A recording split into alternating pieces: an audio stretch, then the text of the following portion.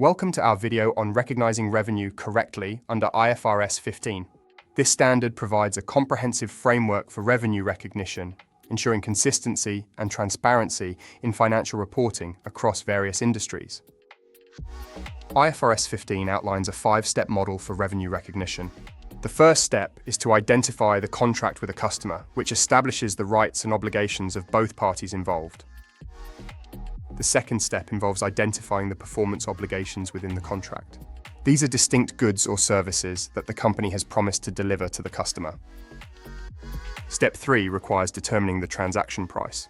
This is the amount of consideration the company expects to receive in exchange for transferring promised goods or services to the customer. In Step 4, allocate the transaction price to the performance obligations. This allocation is based on the standalone selling prices of each distinct good or service in the contract. The final step is to recognize revenue when or as the entity satisfies a performance obligation.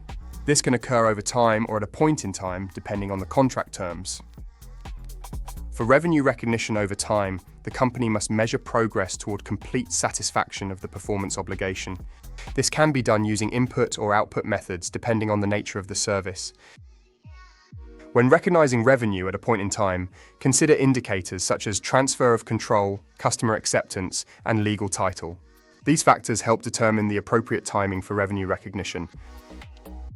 IFRS 15 also requires disclosure of significant judgments made in applying the standard. This includes judgments about the timing of revenue recognition and the transaction price allocation.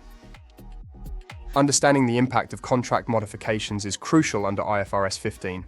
Modifications can affect the transaction price and performance obligations, requiring careful assessment and potential adjustments to revenue recognition.